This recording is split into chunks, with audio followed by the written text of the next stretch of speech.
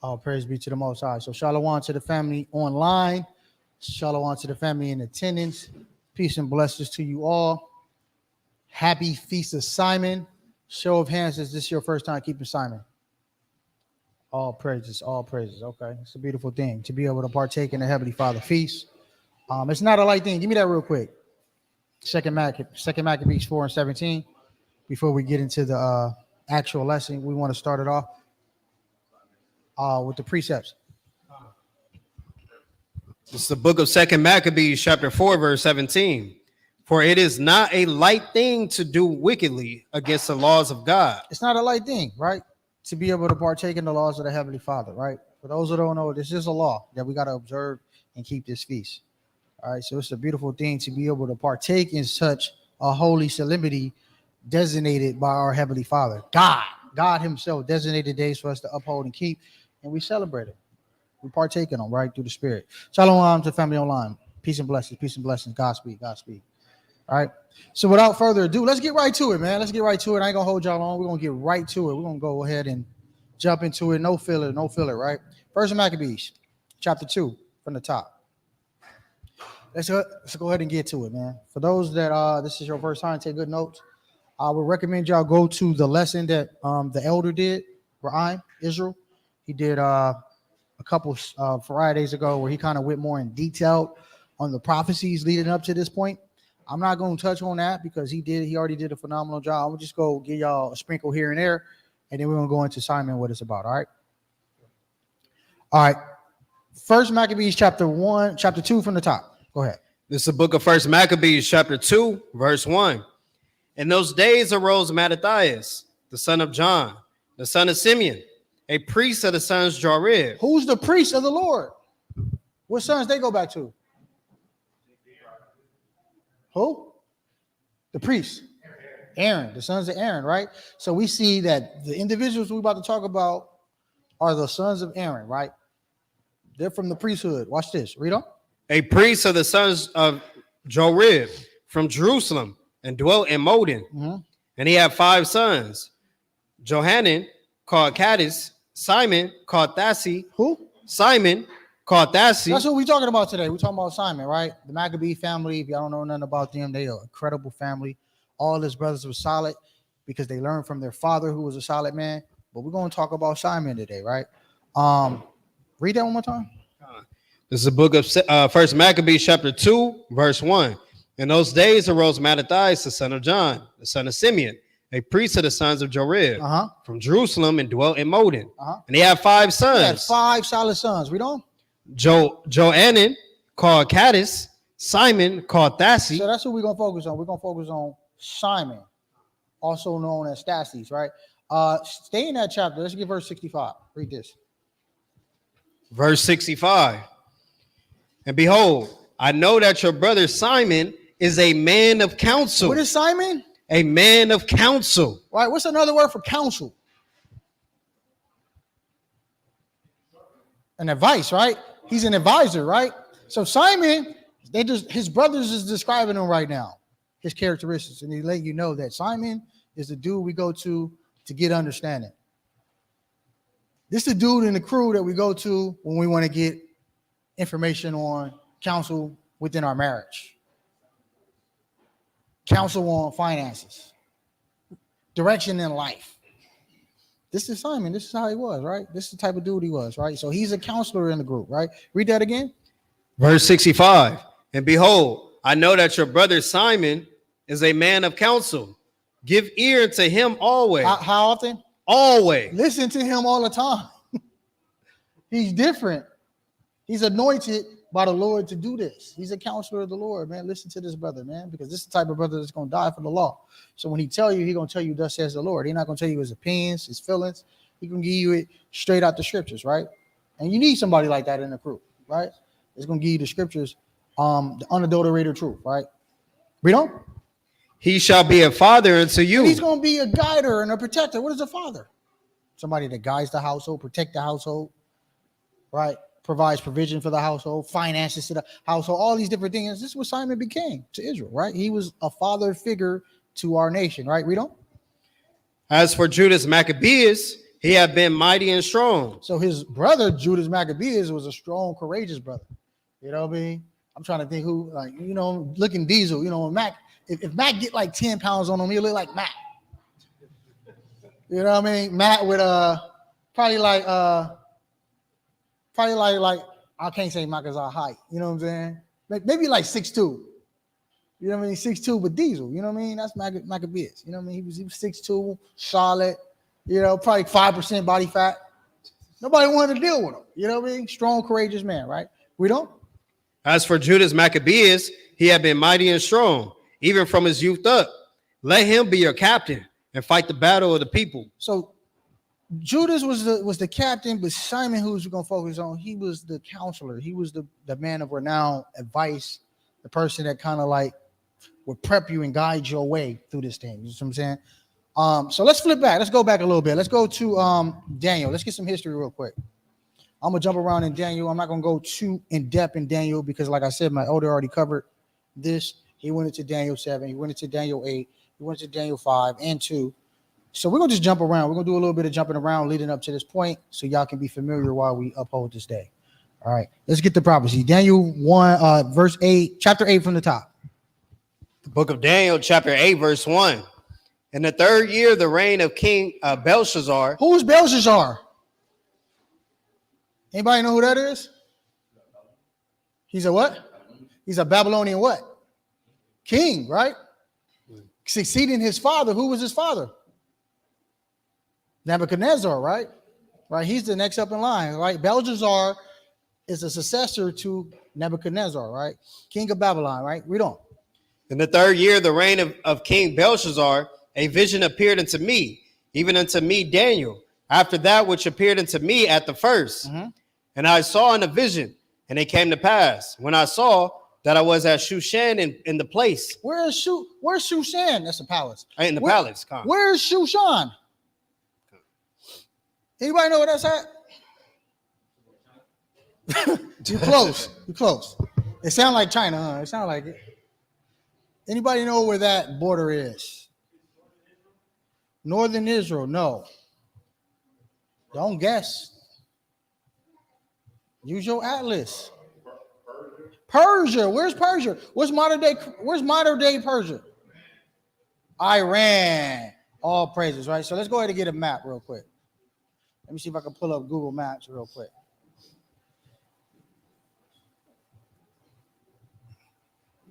Michael Zach quick on that sword, bro. Don't get it twisted because he ain't in the soldier program. Don't mean he ain't a soldier. He only ain't a soldier because his job requires him to travel. Look down on your phone, Shalaki. I didn't get the TV on in time, man. My bad. Look down on your phone. Put your phones on mute real quick and just look down. My bad. Brother, if you could turn it on real quick, the water. I'm gonna go ahead and share my screen real quick so y'all can get a bar of this location, man, of this locale, right? So we see we got the United States or whatever.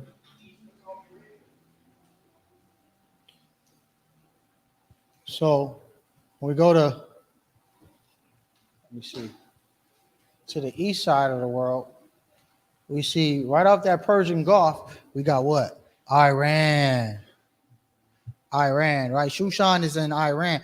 Remember that, right? Especially my soldiers that's going to be teaching and stuff like that. Y'all need to be familiar with these locales. Y'all need to be familiar with these regions, especially if you want to start teaching, okay? Read that one more time, Locke. God, this is the book of Daniel, chapter 8, verse 2. And I saw in a vision, and it came to pass when I saw that I was at Shushan in the palace. He was in Shushan in a high holy palace, right? A palace of kingdoms, of riches, things in that nature, right? Watch this. Which is in the province of Elam. This is Elam over here. Modern day Elam is Iran, right off that Persian Gulf, right? Read on.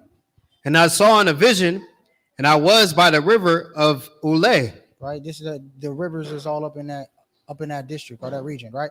Read on. Then I lifted up my eyes and saw, and behold, there stood before the river a ram which had 2 horns. Who's that ram with 2 horns? Family in the chat, if you know the answer, comment below. All praises. Sister Sharon, all praises. Shalom, the family online. Peace and blessings. Godspeed to y'all all. Godspeed to y'all all. Who's who's those two rams talking about? That ram horns. Who we talking about? Persians and me. I don't want you to answer because I know you know. No, Persian and Medes. He was right. All right, make sure y'all reading your Bibles, brother. I know they like this is a foreign language. They never heard this before, right? It's all good. It's all good. We're gonna help you out today, right? Take notes. Persia and Medes, right? Persia Empire came together with Mede Empire and became one conglomerate. All right.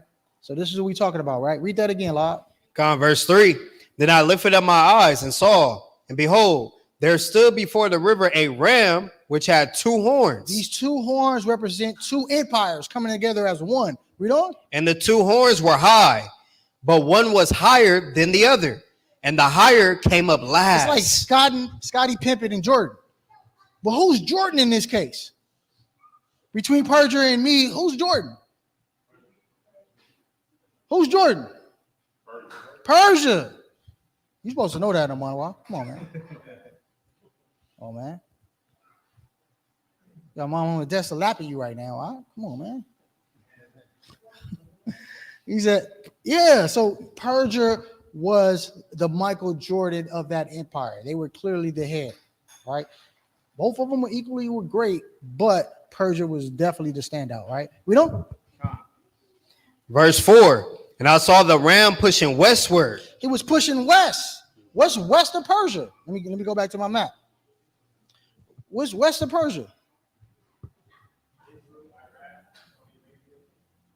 You said, so brother said Israel. Okay, that's fine. What else? Okay, Iraq. What else? Egypt would be south. Okay. What else? Okay, well, what is it now? What is the name now? You said it right. Assyria. What is it now? What is modern day Assyria? Oh, you said Syria. You didn't say, oh, okay, Syria. Okay. So we see Turkey right here, right? But this is what I want to focus on. Greece. Right? Because if we go further west, where are we going? If we go, where are we at? We on the what? West. We go super far west. We're gonna end up in Cali, right? This is the farthest you can go west. Until you go into an island like, Honolulu or something like that. They probably the farthest west. You know what I mean? Now you're talking about lapping the earth. We the farthest west, right? So-called. You see that? So it said Persia, which is modern day Iraq, push west. So they pushing into all these countries: Iraq, Syria, Turkey, which was in the Bible called Asia Minor. But they pushed west into Greece, right? They was pushing up, and it was checkmate, taking all these kingdoms, right? Taking all these areas, right? Took down Egypt, took out Libya, Ethiopia, all that, right? Read that from the top. My bad. This is the book of Daniel, chapter 8, verse 4. And I saw the ram pushing westward and northward and southward, so that no beast might stand before him. Now we know that's not talking about little beasts. These beasts are talking about kingdoms. It said that this ram was pushing west and just checkmate, taking them out, taking out all these kingdoms, taking all these entities out, right? Knocking them down, right? Read on. Neither was there any that could deliver out of his hand. And could nobody save him. Why? Hold your finger on this. We're going to tell you why. Stay in Daniel. Let's get chapter 2, verse 2.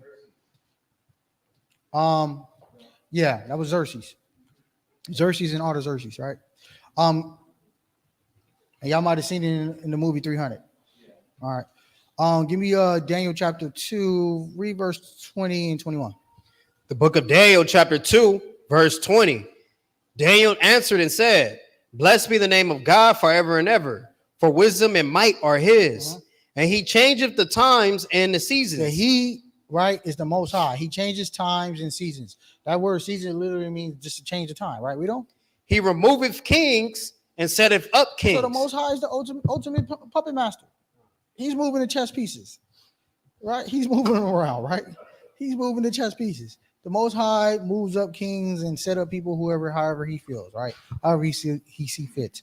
So now we're going to go back. We'll go back to Daniel 8 scripture again. The book of Daniel, chapter 8, verse 4.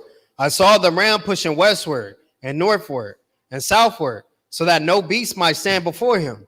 Neither was there any that could deliver out of his hand. But he did according to his will and became great. Right, read on.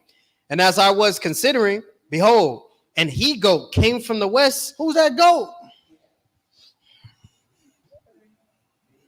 Who? Yeah, who's the goat? Who's the goat? Who's the goat? Nope, not Rome. Greece. Greece, right? Greece is that goat, right? So Greece is coming up on his heels, right? Watch this. And as I was considering, behold, an he-goat came from the west. Now he came from the west. That's the context clue. Now, what is far west of Persia? Let's go back to our little map. What is far west of Persia? We just did it, right? Greece. If Persia's over here, right off this Persian Gulf over here in this area, west would be in this area. We go over here, Greece. You see that? You see Greece right here. Greece right here. It's not sharing? Man, this thing, bro, I swear, bro. My bad. Jesus Christ. Right? So we over here. We're over here, Persia, off that Persian Gulf, and then we spread west. We'll get right here to Greece. In this area right here, right? Okay. All praise. Read on, King. And as I was considering, behold, an he-goat came from the west on the face of the whole earth and touched not the ground. Why? What did it mean because he didn't touch the ground? What does that mean? What does that mean in this context? What did he do fast? Conquer. Took down that Persian Empire in 3 years. Never, ever heard of until this time. Never, ever heard of until this time. Now, who was that Greek leader? Right? Right? He definitely was a freak. He definitely was a sodomite into all that sadistic Greco-Roman sex. You know what I mean? He was into all of that freaky stuff, but besides that, right? He was prophesied to be a great man. I ain't gonna cap. I'm gonna give him that. Who's the sword of the Lord? The brother Deshaun just went into it, right? Didn't Esau get a blessing too? So I mean, conventional wisdom would suggest if he got the sword of the Lord, then his military and his weaponry is going to stand out among anybody else. Top notch. This is why Alexander, and I'm going to call him, quote unquote, the great, was able to stand out in military because the Lord gave him that blessing. That's why he can take out 127 provinces. Hold your finger on this. Give me Esther chapter 1, verse 1. This is why he got great. This is why he became great. But before he was called great in the world, the scriptures called him great. We know you're a devil, but you know we're gonna keep it real. The scriptures called him great. Shalom, the family online. Peace and blessings. Godspeed to you all. Hopefully you're having a good day. Happy Simon. Esther chapter 1, verse 1. This is the book of Esther, chapter 1, verse 1. Now it came to pass in the days of Ahasuerus. This is Ahasuerus, which reigned from India even unto Ethiopia, over 127 provinces. Over 127. Was it 107 or 127? 127 different districts, countries he had rule over. And Alexander came and took them out in 3 years, bro. That's different. So that's what it meant by his feet never touched the ground. We ain't never seen nothing like this in war. It always take about 12, 15, 20, 20 years of fight. He did it in 3 years. Took him down. Right? Why did he do that? Because he was prophesied to do this, right? That's why, he was prophesied to be great. We're going to read it, right? We're going to read it. Go back to Daniel. This is the book of Daniel, chapter 8, verse 5. And as I was considering, behold, an he-goat came from the west on the face of the whole earth and touched not the ground. And the goat had a notable horn between his eyes. Who's that notable horn?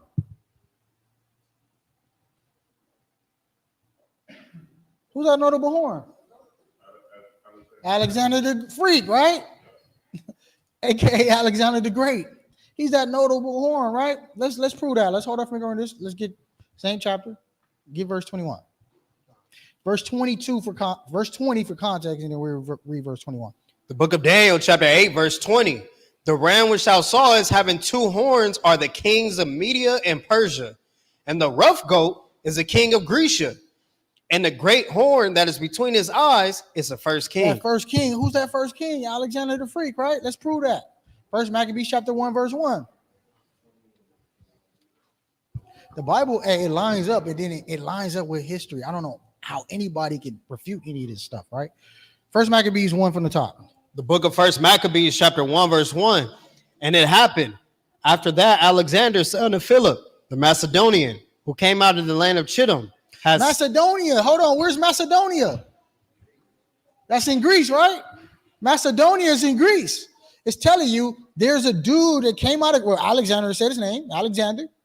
Alexander came out of Greece, right? Which is one of the capital cities over there in Greece, right? And he smite, who did he smite? Has smitten Darius, king of the Persians and Medes. Just like the Bible said. He smit the Persians and the Medes, read on. That he reigned in his stead. And he took their position. Read on. The first over Greece. He's the first ruler over Greece, like the prophecy just said. And that final battle was Battle of Gaugamela. My new soldiers write that down. That was Alexander versus Persia. Alexander versus Darius, king of Persia, took him out in the Battle of Gaugamela. I believe that's Gaugamela, Gaugamela, right? Took him out. All right.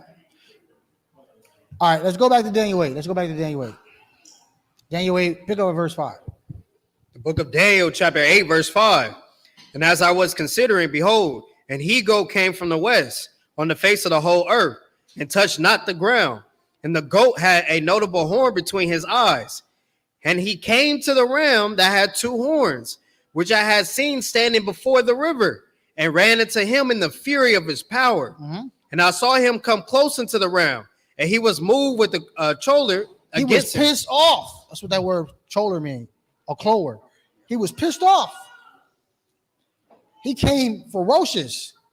Now, my brother Deshad just did a phenomenal lesson last week. He described Esau as a cunning hunter.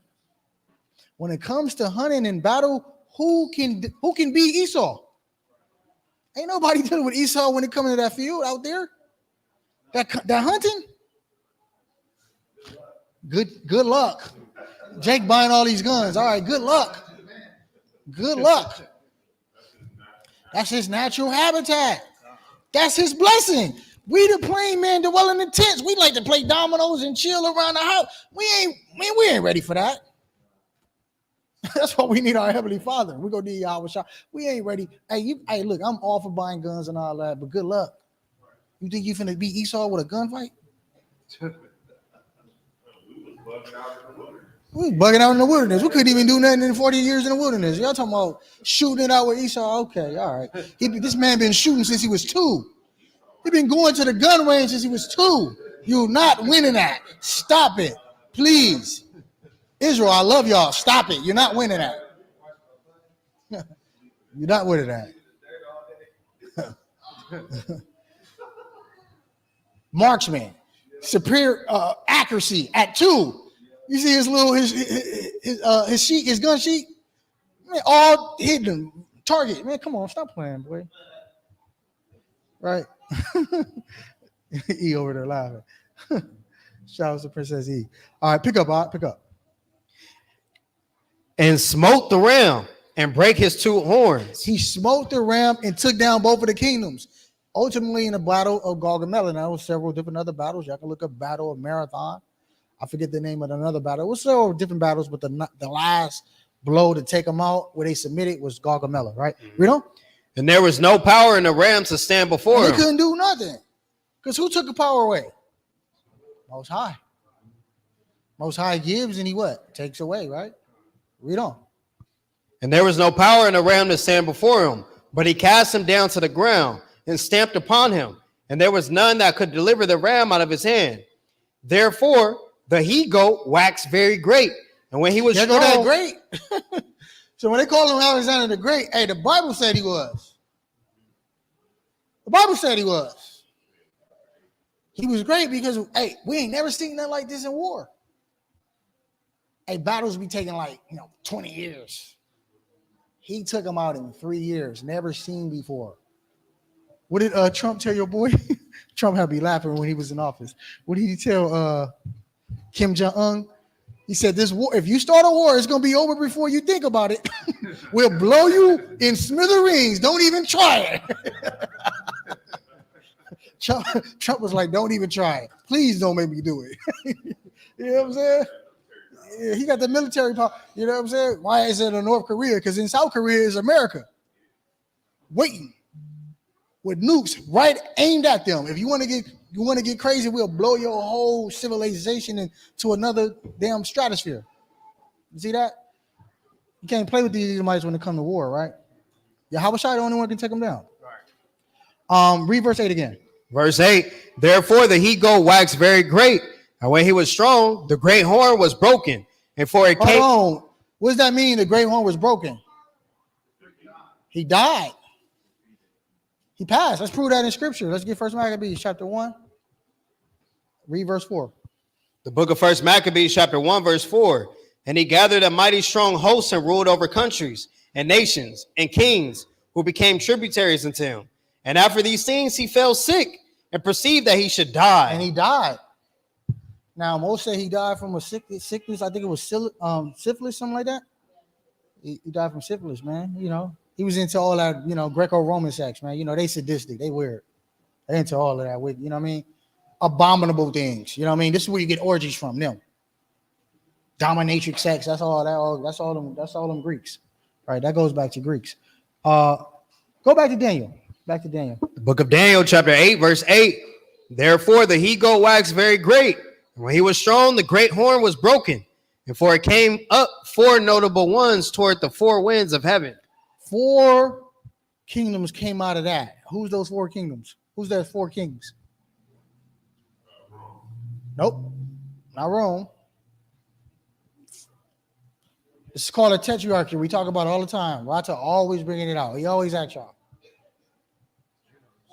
4 generals, right? No. What's the name of the 4 generals? Ptolemy, Lysidamus. Who else? Ptolemy, Lysidamus, Cassander, and who? One more. Seleucus, all right? That's 4, right? So those are 4 great generals came up out of that, which is called a tetrarchy. A tetrarchy is when you have 4 kingdoms divided into 4 equally coming together as one. So we got 4 kingdoms, 25, 25, 25, 25. Which will make up 100%, right? So that's what happened, right? Read verse 8 again, one more time. Verse 8, therefore the he-goat waxed very great, and when he was strong, the great horn was broken. And for it came up 4 notable ones toward the 4 winds of heaven. Mm-hmm. And out of one of them came forth a little horn. And out of these 4, it was one in specific who stood out among all of them. Who was that? And Antiochus, right? Or Antiochus, however you want to pronounce it, right? Now, look, what kingdom did he come out of between the 4? Seleucus, right? And what region is Seleucus in? All praises. Hey, that boy Kalab Cole, he be studying, he be in his Bible. The northern region, right? Northeast, right? All right, pick up. Verse 9. Verse 9. And out of one of them came forth a little horn, which waxed exceeding great toward the south and toward the east and toward the pleasant land. So they said he took over all these different areas, right? Because he was already in the north. So he said, let me go down. Now let's prove that in scripture, right? Let's go get 1 Maccabees chapter 1, read verse 16. 1 Maccabees. You know what? 16. Yep. Okay, that's where his name is. Antiochus. Yep. 1 Maccabees chapter 1, verse 16. Now, when the kingdom was established before Antiochus, he thought to reign over Egypt, that he might have dominion. Now, where's Egypt in terms of direction of not Greece, of Turkey? South, right? Didn't the Bible just said he was going to go south? Come. Read that one more time in Daniel. The book of Daniel, chapter 8, verse 9. And out of one of them came forth a little horn, which waxed exceeding great toward the south. He's going to go south first, because Caleb already told us he was in the north. So he said, let me go down. Checkmate, right? So he went down to Egypt, right? Now let's go back to Maccabees. Come. First Maccabees, chapter 1, verse 16. Now when the kingdom was established before Antiochus, he thought to reign over Egypt, that he might have dominion over 2 realms. Wherefore he entered into Egypt with a great multitude, with chariots and elephants and horsemen and a great navy. And he made war against Ptolemy, king of Egypt. But Ptolemy was afraid of him and fled, and many were wounded to death. Thus they got the strong cities in the land of Egypt, and he took the spoils thereof. And after that, Antiochus has smitten Egypt. He returned again. Okay, so he smitten Egypt. Okay, let's go back to Daniel. He took them out. He went south, right? Read that verse again, verse 9. Salakia. The book of Daniel, verse 8. Salakia. The book of Daniel, chapter 8, verse 9. Mm-hmm. And out of one of them came forth a little horn, which waxed exceeding great toward the south and toward the east and toward the pleasant land. Where's the pleasant land? Jerusalem, right? Let's go back. First Maccabees chapter 1. Let's read that. We'll pick up where you left off. First Maccabees chapter 1, verse 20. And after that, Antiochus had smitten Egypt. He returned again in the 143rd year and went up against Israel and Jerusalem. He went to the pleasant land. With what? With a great multitude. Let's see what he did. And entered proudly into the sanctuary and took away the golden altar and the candlestick of light and all the vessels thereof, and the table of the showbread and the pouring vessels and the vials and the censers of gold and the veil and the crowns and the golden ornaments that were before the temple, all which he pulled off. He took also the silver and the gold and the precious vessels. Also he took the hidden treasures which he found. And when he had taken all away, he went into his own land, having made a great massacre, and spoken very proudly. Very proudly, right? He went checkmate, checkmate, checkmate, just like the Bible said he would, right? He said he's going to start from the north, go down south, right? Then he's going to go to the pleasant land, right? All right, pick up Daniel chapter 8, verse 10. The book of Daniel, chapter 8, verse 10. And it waxed great, even to the hosts of heaven, and it cast down some of the hosts and of the stars to the ground, and stamped upon them. Who's them stars? Don't say nothing, Kalab. Who's them stars? My new brothers, who them stars? Israel, right? Israel's them stars, right? Didn't God say, hey, y'all the stars of heaven? Right? Israel, them stars, 12 stars of Israel, you know? He always uses in those allegorical sense, right? So he's talking about Israel. He said, so it took down some stars. Now, what stars did he take down, Kurt? Who was in Israel at this time? Was it all of Israel? It was the southern kingdom, right? That would be how many stars? How many tribes? Three. Who are they? Benjamin. Judah, Levi, and Benjamin, right? So he took out a couple of the stars, not everybody, right? Read that again, huh? This is the book of Daniel, chapter 8, verse 10. And it waxed great, even to the hosts of heaven. And it cast down some of the hosts and of the stars to the ground, and stamped upon them. Yea, he magnified himself even to the prince of the hosts, and by him the daily sacrifice was taken away, and the place of his sanctuary was cast down. What does it mean by the sacrifices was taken away? The temple was destroyed and ramshacked, right? Didn't we just read that he went up in there and ramshacked the temple? Took all our holy monuments, the showbread, the candlesticks, the feast of lights, to light up the temple, took that out. Took all the golden vessels, polluted the priesthood, right? This is all we seeing all. Hey, the Bible. Hey, how could you take out the Apocrypha when the Apocrypha harmonized with the prophecy? There's no way we can substantiate any of this stuff Daniel talking about without the Apocrypha. Where are we going to validate this? Stupid Christians talking about the Intertestament period. Yeah, go and read it. It's 300 years of history you don't know nothing about. That's why you so damn confused about Jew or Greek. Because you don't know nothing about these Greeks. Bootleg Christians can't even understand something simple because they don't go back to the intertestament period.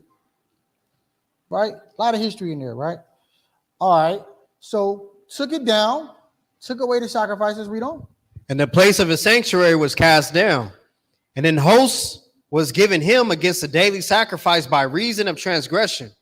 And they cast down the truth to the ground, and they practiced and prospered. They practiced wickedness and prospered, right? It was given wicked policies, as it talked about in Daniel 8, later on in this chapter. He put in wicked policies and was able to prosper, right? So let's go ahead and prove that, right? Let's get First Maccabees. Let's pick up where we left off, Bob. Let's skip a little bit. Let's get like verse 31. This is the book of First Maccabees, chapter 1, verse 30. Verse 30. And spake peaceable words unto them, but all was deceit. For when they had given him credence, he fell suddenly upon the city and smote it very sore and destroyed much people of Israel. So he had a little bit of finesse. He rocked them to sleep. What the scriptures tell us about, hey, when they speak peaceful among you, what? Believe them not. Hey, the shot just went into it. Never, ever in your life trust your enemies.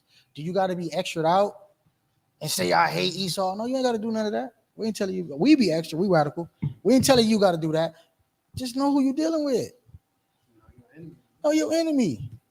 Look, I work in an all-white institution. Hey, buddy. Hey, Bradley. How's it going? How's the wife and kids? Little do he know, I can't wait till the Lord destroy their whole goddamn family. But he won't know that. He won't know that, though. You know what I mean? He won't never know. You know what I'm saying? He won't never know. Because when I'm in front of him, it's all, hey, buddy. Hey, yeah, man. What you guys having for lunch? I'm shooting the shit with him, you know what I mean? But that don't mean nothing. That's all cap. You know what I'm saying? I'm wise as a serpent, as Yahweh told me. You know what I'm saying?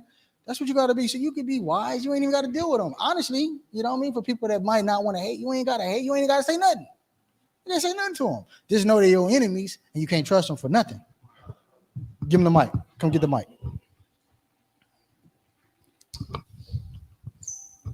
Con, I was going to say on the flip side of that, there are Esau that are wise, and they pretend to be your friend in your face. With us. Right. Oh, well, you're my good brother, sir. You know, I like you. Oh, that's cap. Exactly. Yeah. All cap. It's a brother, remember the brother Edel?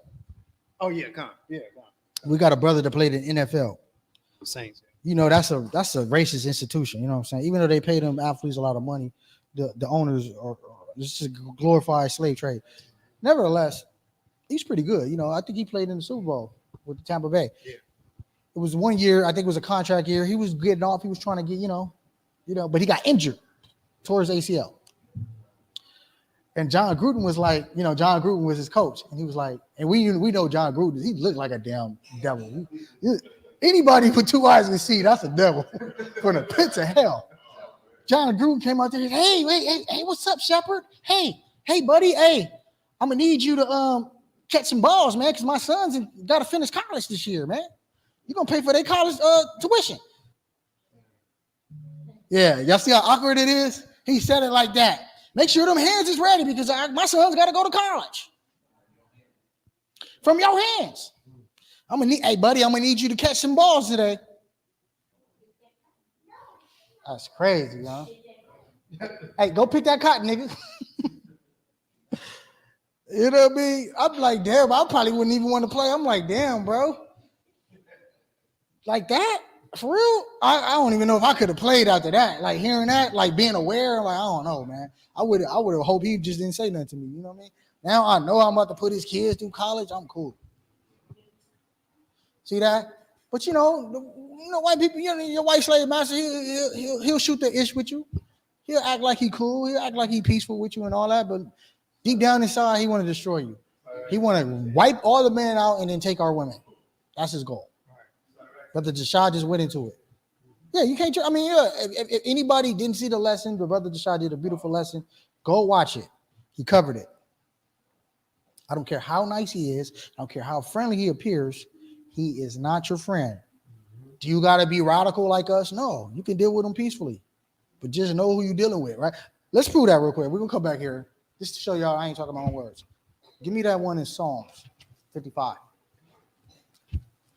I know the brother did a phenomenal lesson. He brought out precept after precept, substantiating why we should never do it. But I just want to, bring it back up. 55, you know what I want. This is the book of Psalms, chapter 55, verse 21.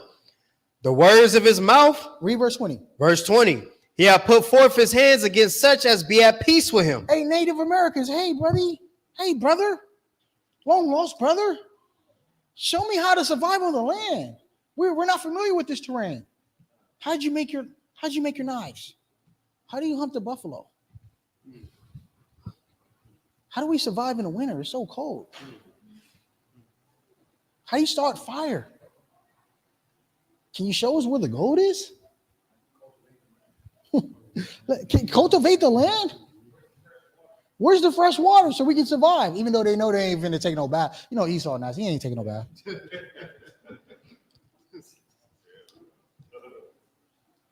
All these different things, right? So he come through like he cool. He said, let's be cool, right? We don't. He hath put forth his hands against such as be at peace with him. He hath broken his covenant. Hey, all the contracts. What Native American treaty did they keep? It's over like 250 of them. They might have out of 250, they might have kept like 3 of them. They for sure upheld that Indian Removal Act. That's a stain on American history, man. It's really an act to remove Indians from their ancestral homeland to uncultivated lands where they're gonna die out and just be forgotten about. And then gave them small plots on the blankets. Let them die out like that, man. That's a far. I don't think y'all understand how far to travel from Florida all the way on foot to Oklahoma with your kids and all your belongings, and all you was given was a blanket that had diseases on the blanket. Make it make sense, right? So, he broke all his contracts, right? We don't. The words of his mouth were smoother than butter. Hey, listen, no, look, we got a land for you guys. It's beautiful out there. Don't worry about it. We're going to give you guys immunity, sovereignty. How are you going to give somebody immunity and sovereignty where they were on the land first? How you going to give me sovereignty when this is my land? That's like me coming into your house. Hey, Lob, I'm going to take your refrigerator and all that. Take your refrigerator, your dresser, your favorite, you know what I mean? Your big screen TV, you know what I mean? All that. I'm going to get all the drink out of there. I'm going to take all of that. And then when you come back, yeah. When you come back, hey, look, man, let me have this spot. I got another spot for you. I got a better one for you. You got to walk to get there, though. You know what I mean? We ain't going to give you no tickets. We ain't going to give you no airline one-way trip, none of that. Look, I got another spot for you, man. It's over here. And then when you get to that spot, you find out it's a desert. Ain't no water. Ain't no cultivation. You know what I mean? You got to build this city. Unbelievable, right? Read on. The words of his mouth were smoother than butter, but war was in his heart. His words were softer than oil, yet were they drawn swords. Because he's a sword of the Lord. That's what he do. He can't help it. That's who he is. That's his natural progression. That's who he is. You know what I'm saying? You can't help it. The Lord wired him that way. Bring it out. Give him the mic. He couldn't help it if he wanted to. Just listening to this being read, I can't help but think about our so-called Native American brothers and sisters, just how, when they were over, when they were first here, they were here, and then the Euros came over here. That's how they got us, with the smooth words, but they got, the weaponry right behind their back. You know what I'm saying? And if you look at it, everything they had ever conquered, that was always a tactic. They used their mouthpiece, and then they backed up the mouthpiece. Once they lured us to sleep, then they came with the weapons, and boom, they got us.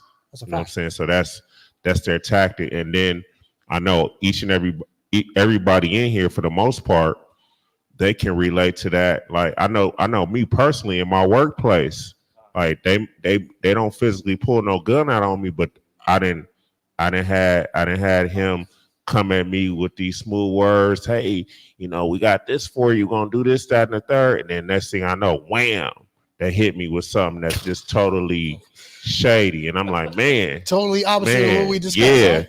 And like that's his way though. That's how he gets you on everything. So I mean, the lesson that was brought out was it was beautiful because it's so true. And that's why, when we in the workplace, especially, I know I always try to remind myself, don't trust them. Don't trust them. I just smile. I already know that it's BS coming my way. For sure. I just listen to it and I'm like, okay, let me try to figure out, let me be, smart and tactical because I know some BS is coming. To his point, look, you don't gotta act out, family. All right. I know we extra out, we radical. Brothers like me, Deshaun, Amano, Wav, Kalai, we extra, right? Look, we not telling y'all have to be that way. Matter of fact, I'm telling y'all to use wisdom, especially in the workplace. Don't go slapping your Edomite boss. Don't do that. Don't go cussing out your Edomite boss. Play the game. We're gonna rock him to sleep. We don't gotta tell him nothing. Keep it cool. Hey man, what's going on? What you doing for the weekend? All that stuff. Hey, shoot the shit with him, man. Keep it cool with him. He don't need to know nothing. They used to ask me, what's these at work? At the bottom. Oh, nothing, just a little shirt design. One of my peoples, he sells shirts. Yeah. One of my people sell shirts. You know what I'm saying? Yeah. You don't need to know none of that. I ain't telling you nothing. You're an Edomite. Why would I tell you anything about my covenant? The scriptures actually tell them, hey, they don't got nothing to do with this Bible. What's that precept in Psalms 50 and 17? Bring that out. So you don't gotta tell them nothing, really. Yeah, bring it out. 50 and 17. Or 16. 50 and 16? Yeah. The book of Psalms, chapter 50, verse 16. But unto the wicked, God saith, what has... Hold on. Read it slow. But unto the wicked... Who's the border of wickedness? So let's replace that with Esau. But unto Esau, God saith, what hast thou to do to declare my statutes? Or that thou shouldest take my covenant in thy mouth? You can't talk about this Bible. It's not for you.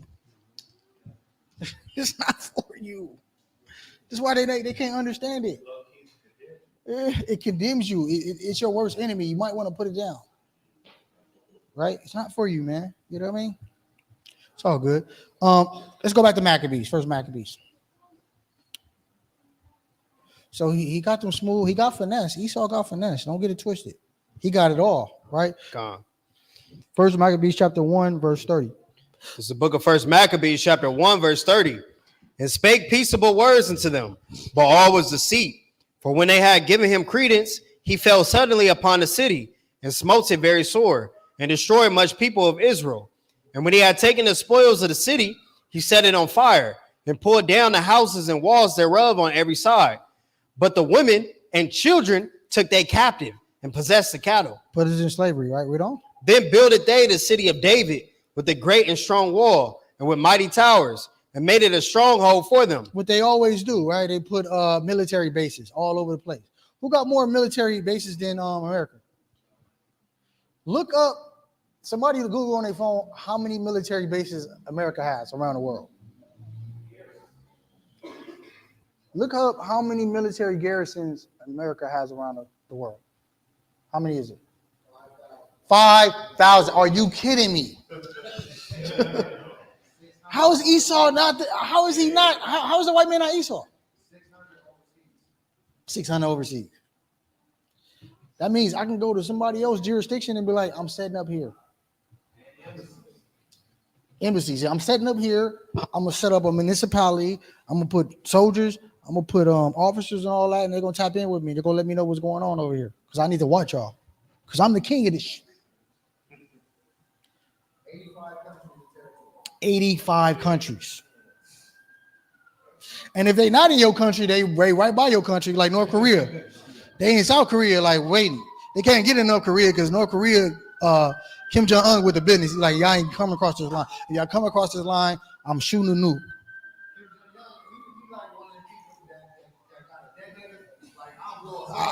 Yeah, Kim Jong-un, like, I don't care. I'll die. Everybody gonna die. That's how he feel. I'll die. I don't care. I'm gonna go down in history. That's how Kim Jong-un think. He's like, I'll kill everybody here. I don't care. You know what I'm saying? Because he wants North Korea to be Korea.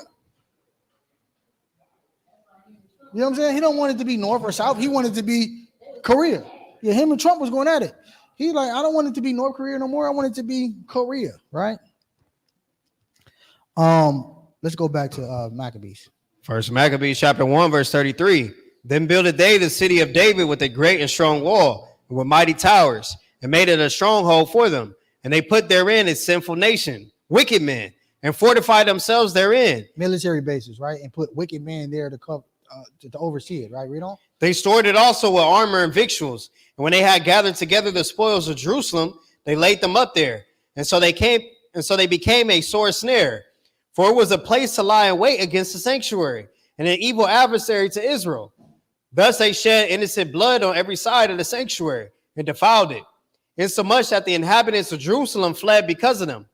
Whereupon the city was made an habitation of strangers, and became strange to those that were born in her, and her own children left her. It became a strange land, and the children left it.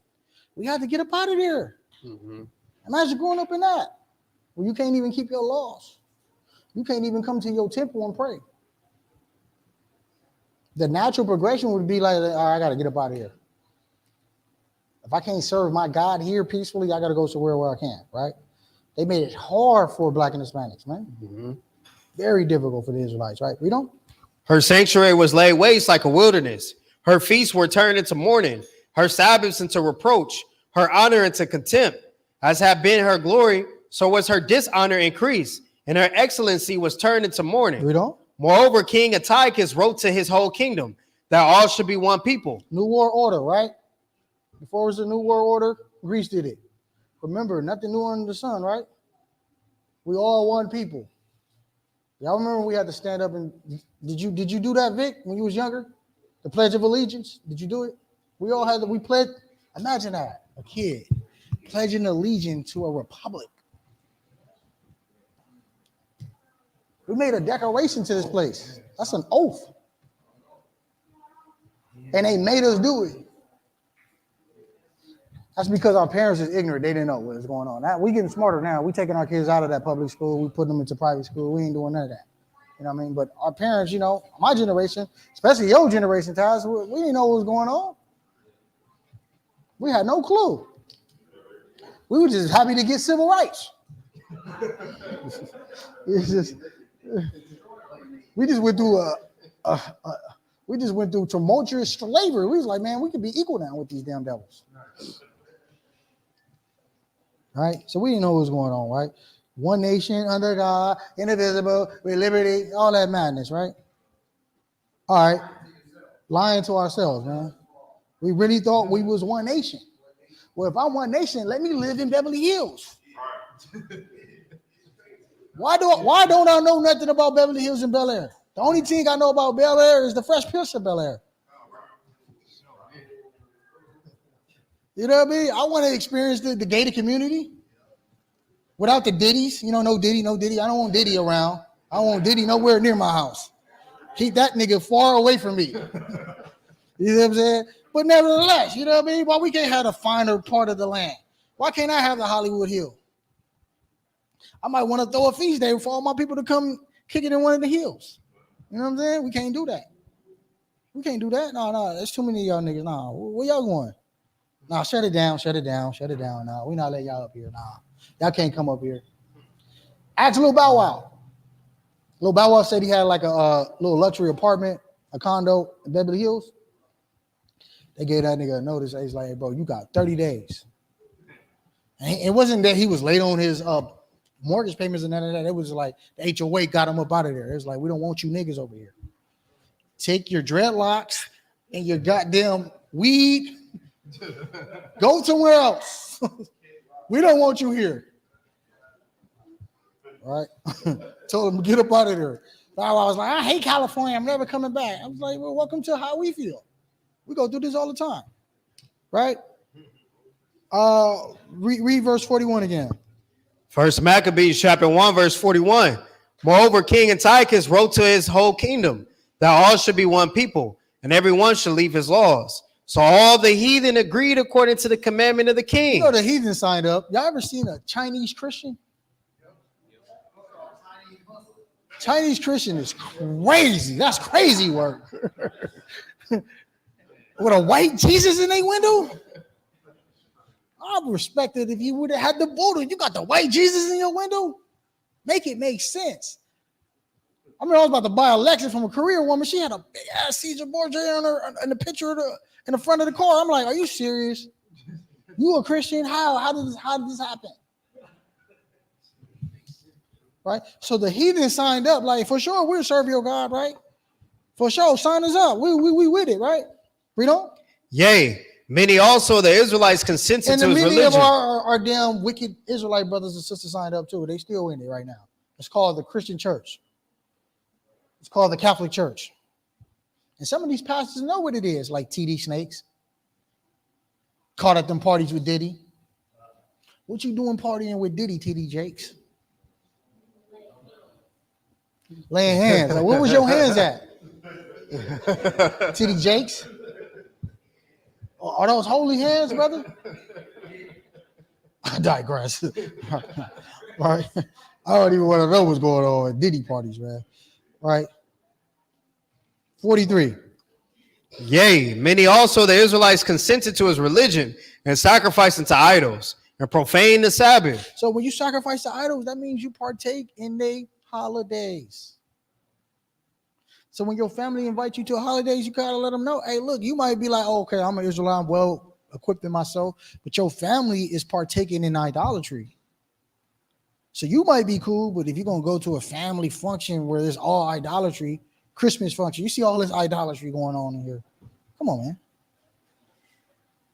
Make it make sense. So you gonna join hand as the brother Deshad went into with the wicked? You got to stand up for God. The Lord testing you. He's trying to see whose side you on. I know you like this family member. That's your favorite cousin, right? Tell him or her ass to come here. How about that?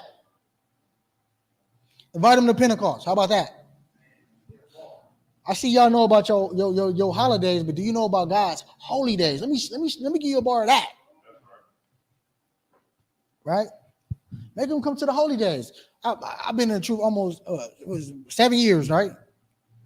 All my family be inviting me to their little functions, little family days, and what was it, a family reunion and all that. But I can't get them to one feast day. I'm like, I ain't never going to y'all functions because y'all gonna have it on the Sabbath. You got me twisted. What you think I'm gonna stop the works of the Heavenly Father to go hang out with y'all heathens? Come on, man, make it make sense. And I can't eat nothing because y'all defiled it. Y'all bought it today on the Sabbath, and y'all cooked it on the Sabbath. You know what I'm saying? So I'm not gonna have a good time. I'm gonna be too busy rebuking y'all. Y'all ain't gonna want me there. I gotta rebuke everybody at the function now.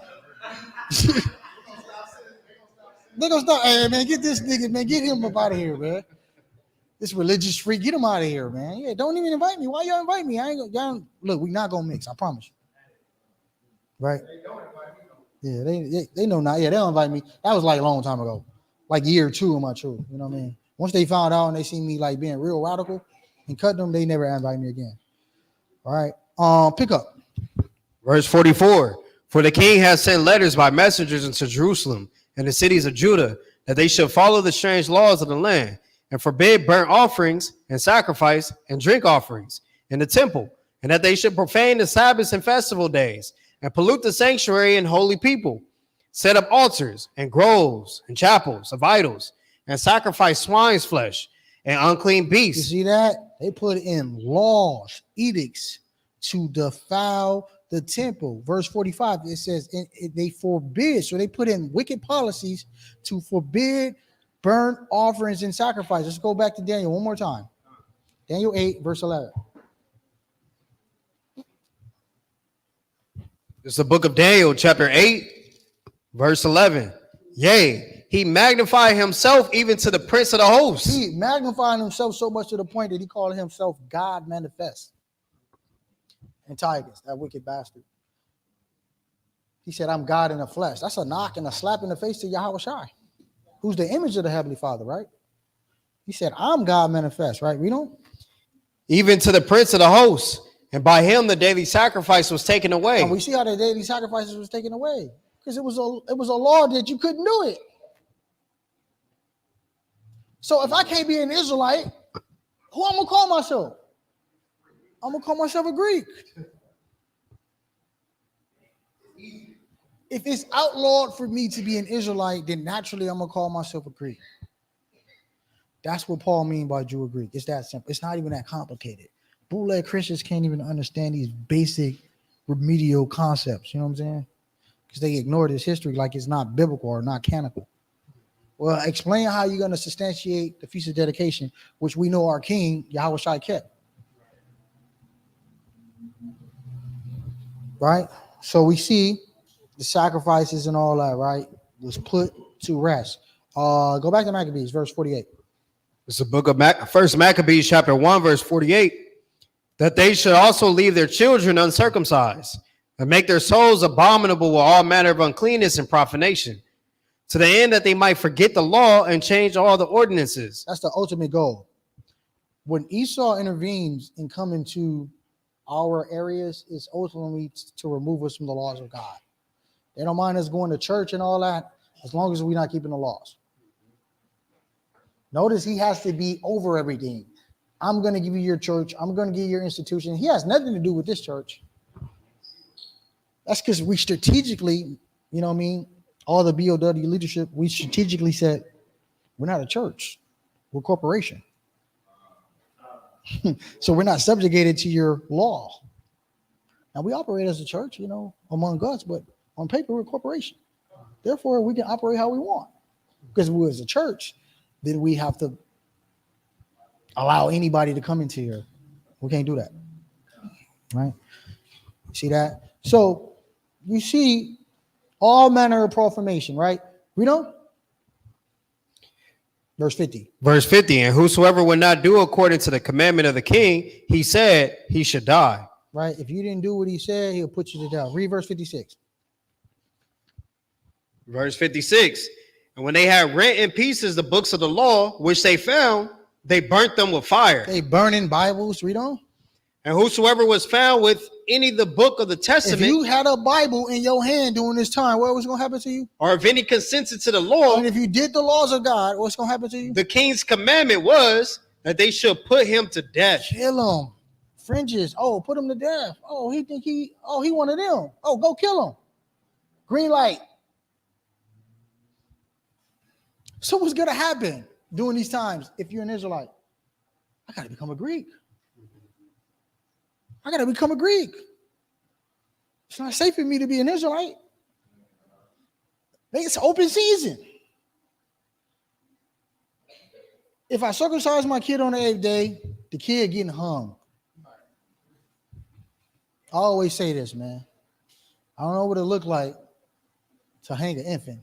That's sadistic as hell, but I know you're something you can't unwatch. Give him the mic. That's not something you can unwatch and delete from your mind.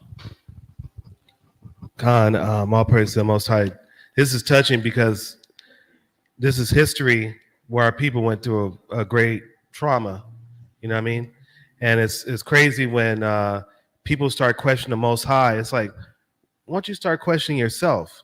Right. You know what I mean? Like you have all these questions about the Most High. Why is this or why is that? Why don't you question yourself and ask yourself simple questions like, why don't I keep the commandments? Right. You know change what I mean? Change your thinking. Change your thinking. Right. Look at it from a different perspective. Because there's people who died who tried to keep the commandments, and why we're in this state right now. That's all. All praise it. That's a good point, brother. And just to let me back on what my brother brought out, you mean to tell me my forefathers had to go through this tumultuous pain and agony only for us now not to keep the commandments? We're going to just lay down and take it, no Vaseline, no Diddy, right?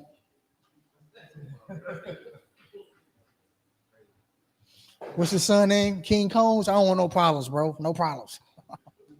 King Kong said, I dare one of y'all say no diddies. No problem, brother. He'll sit down, man. Where we was at in Maccabees? 57. Read that. Verse 57. And wheresoever was found with any the book of the testament, or if any consented to the law, the king's commandment was that they should put him to death. Jump down to verse 60. Verse 60. At which time, according to the commandment, they put to death certain women that had caused their children to be circumcised. So the women, the mothers that circumcised their kids, they put them to death. Watch this. And they hanged the infants about their necks. Hung babies, man, infants, newborns. They hung newborns, man. How the hell are they going to be in the kingdom parlaying with us?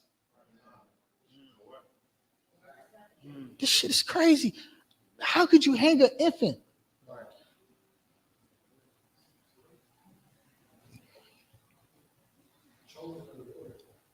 Christian told Lob, Gentiles going to get the kingdom first. Oh, man. Tell him the story, y'all. Tell him this madness. Man. This Christian man gave me a headache, all right? This Christian going to try to say, well, you know, Jacob's trouble hasn't happened yet. So that means that the Gentiles going to get the kingdom first, right? They're going to be beamed, or well, not beamed up, but basically they're going to be somehow into the kingdom of heaven. Jacob's trouble is going to come to Israel, right? And then after that point, whoever make it out of Jacob's trouble, then they get to come to the kingdom of heaven with the Gentiles. Damn, that's crazy. Hey, that's the same thing the sister was trying to tell you, no matter what, right? She was saying something similar to that, right? Something similar to that. I guess it's a thing.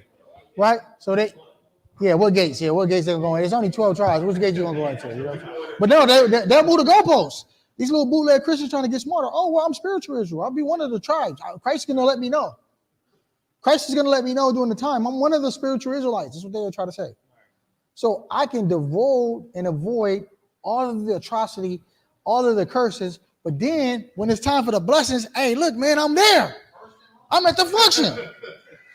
They say all they got to do is believe in Christ. I'm good. If they believe in Christ, they go into the kingdom. But the Jews, they got to go through Jacob's trouble because they deny Christ. So we got to get hung, go to slavery, sodomized, killed, all these different things, shot down in the street to get to the kingdom. But all they got to do is believe in white Jesus and they Gucci. Imagine that. That sounds good, huh? I can be amalgamated into your family legacy.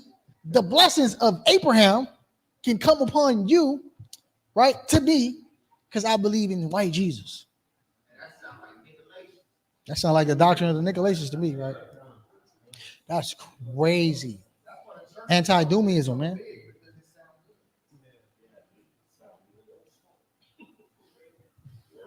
It's mad. It's madness, man. It's madness, man. But watch this. So they hung infants. Watch this. It get worse. Watch this. First Maccabees chapter 1, verse 61. And they hanged the infants about their necks and rifled their houses and slew them that had circumcised them. And howbeit many in Israel were fully resolved and confirmed in themselves not to eat any unclean thing. Wherefore they chose rather to die, that they might not be defiled with meats. Damn, that's crazy. They said, we rather die than to be defiled with meats. And then as a result, there was great wrath and tribulation upon Israel during these times, right? So look, Simon, right? Simon was one of them boys that was like, I'm going to stand up. I ain't playing none of that, right? Let's see where Simon cloth come from. Let's see his cloth. Read chapter 2, verse 7. This is First Maccabees chapter 2, verse 7. He said, woe is me. Wherefore was I born to see this misery of my people and of the holy city, and to dwell therein, when it was delivered into the hand of the enemy, and the sanctuary into the hand of strangers. Her temple is become as a man without glory. Her glorious vessels are carried away into captivity. The herd talking about Israel. Read on. Her infants are slain in the streets. Kids are dying. Infants. Newborn babies. Read on. Her young man with the sword of the enemy. What nation have not had a part in her kingdom and gotten of her spoils? Who ain't participating? Everybody getting a lick, right? Read on. All her ornaments are taken away. Of a free woman, she has become a bondslave. We are born free. We are from Jerusalem. the Holy Land. But we become what? A bond slave, man. A bond slave in every capacity, right? We don't. And behold, our sanctuary, even our beauty and our glory, is laid waste, and the Gentiles have profaned it. Who did it? The Gentiles. The same ones that's going to be in the kingdom with us. Man. Paul lay now they will be in the kingdom, but they're going to be servants and handmaids, picking up my lion's poop. That's what they're going to be doing. Cleaning my horse manure. That's what they're going to be doing. Lord willing, we are that number, man. Right? Read verse 14. Verse 14. The Mattathias and his sons rent their clothes and put on sackcloth and mourn very sore. In the meanwhile, the king's officers, such as compelled the people to revolt, came into the city Modin to make them sacrifice. And when many of Israel came unto them, Mattathias also and his sons came together. Then answered the king's officers and said to Mattathias on this wise, Thou art a ruler and an honorable and great man in the city, and strengthened with sons and brethren. Now therefore, now notice the nation, the heathens knew that his sons was about that action, like father, like son, right? All his sons was like him. Every single one of them, right? Every single one of them was warriors, right? Watch this. Read on. Now therefore, come thou first and fulfill the commandments, the king's commandment, like as all the heathen have done. Yea, and the men of Judah also, and such as remain in Jerusalem. So shalt thou and thy house be in the number of king's friends, and thou and thy children shall be honored with silver and gold and many rewards. So he rocked them with sleep. Look, modern day. Let me give you a modern day example of what he did. LeBron James, you a king. Everybody know you. You King James. Eat this baconator. Eat this baconator, right? This baconator damn hamburger. But look, you don't even got to eat it.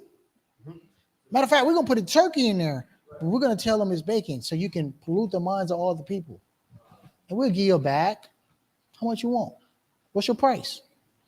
Everybody got a price, right? That's what he tried to do to Mattathias, because Mattathias was a renowned, powerful influence. People looked up to him, just like LeBron James. Powerful, right? Influence, all that different stuff right there, right? People are going to follow him, right? Watch this. Verse 19. Then Mattathias answered and spake with a loud voice, Though all the nations that are under the king's dominion obey him and fall away every one from the religion of their fathers and give consent to his commandments, yet will I and my sons and my brethren walk in the covenant of our fathers. Hey, check this out, homie. You got on like this. Check this out, homie. All them over there can do all that. Me and my family going to serve the Lord. And we're going to stand and die by these laws. That's what he told them. Yeah, that Joshua spirit all over again. He's like, I don't know what you talking about, bro. It ain't an amount of money you can give me to break the Sabbath. That's what he said. I don't care how much. I don't care how big the bag is. He said, I ain't doing it. Right? Read on. God forbid that we should forsake the law and the ordinances. We're not going to forsake the laws of God. Are you crazy? Read on. We will not hearken to the king's words to go from our religion, either on the right hand or the left. We're not taking your jab. We're not listening to any of your little edicts and laws that you're putting in place. We Gucci. We ain't doing that. We over here with it. Read on. Now, when he had left speaking these words, there came one of the Jews in the sight of all to sacrifice on the altar, which was at Modin, according to the king's commandment. So you had one of his own brothers came to sacrifice, right? Let's see what he did. Which thing, when Mattathias saw, he was inflamed with zeal. He was inflamed with zeal. That means he was pissed off. He was pissed. He was pissed at his brother because one of his brothers came and polluted the temple with swine. Our holy monuments, that's like somebody coming in here and then throwing in the back. You know, we about to have a holy solemnity in the back, frying up some goddamn hog maw, pig feet. Pig feet at a function. That's what he did. Mattathias was pissed off. He said, well, what'd he do?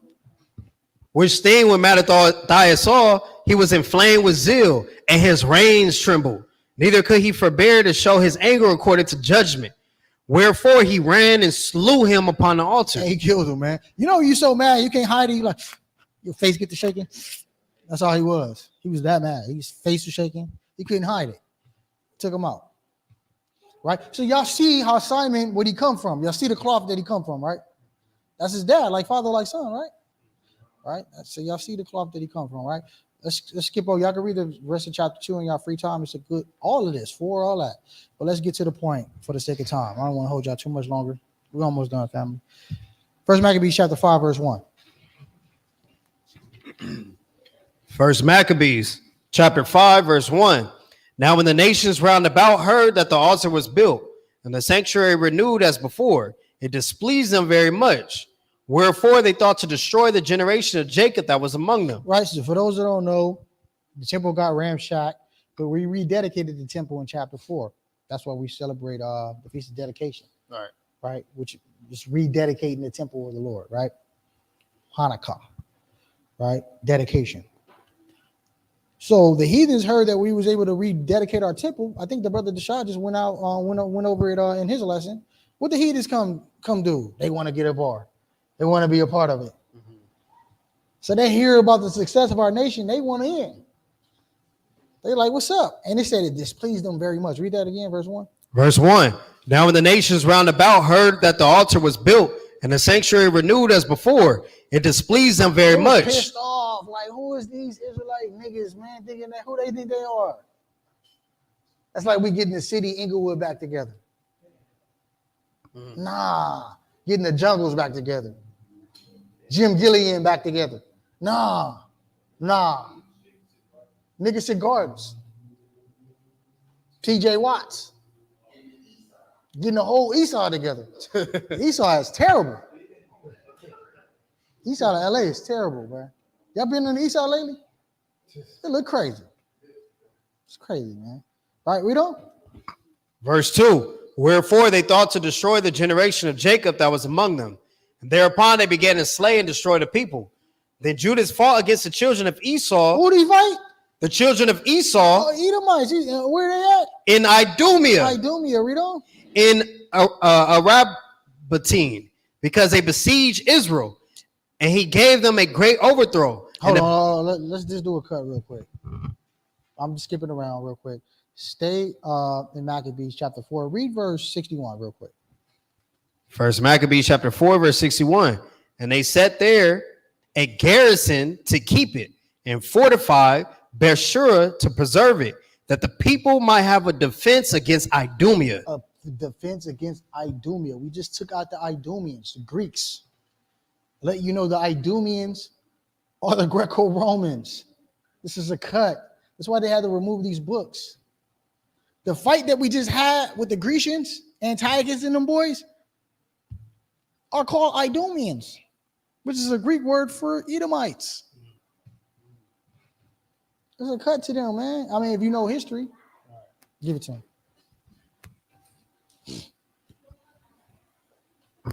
Even further in the family tree of Esau, that's in some Bibles, it shows you all the way from Esau. Got Idumeans, Amalek, got all the culprits up in there. Did you have something, Marcus? Slocky, I didn't want us to miss this. You hit on something heavy in verse 1 when it says, when the nations round about heard that the altar was built and the sanctuary renewed as before, it displeased them very much. That's a heavy point right there. Anytime we have ourselves together as a nation, we are considered a threat. All right. So when they see that, that is so powerful. What the closest example I can give you in modern day times is the Black Panthers in the 70s. And Black Wall Street as well. But I think about the Panthers. They were very organized. If you have a chance, go on Netflix or Hulu or whatever and watch one of those documentaries and see how well organized they were as an organization. Yeah, they wasn't in the truth. They wasn't keeping the laws or anything like that. But just in terms of taking care of the children, taking care of the neighborhood, the breakfast program that they had, the organization, they had leadership, and they took out what's the brother's name? Huey P. Newton. All right, so this is a good example. If you can kind of contrast it and compare it, is they did just that. So they figured out, like, we gotta take these niggas out. And they went right at our leader. So the difference is in the brothers' leadership. I believe you brought this up before. The difference is we in this truth. So they can't wipe us out. Nah, they can't wipe us out. They will see us as a threat, being organized and together according to the scriptures. Salaki for interrupting. No, you good. You good. Now look, watch this to the brother point, right? Read verse 3, and then we're gonna read verse 39. Just to a cut to the idiots that say Esau is not the white man. Read verse 3. This is a book of 1 Maccabees, chapter 5, verse 3. Then Judas fought against the children of Esau in Idumea at Arpatim, because they besieged Israel, and he gave them a great overthrow, and abated their courage and took their spoils. Fought them and whooped their butts, right? Now watch this. Read verse 39. Verse 39.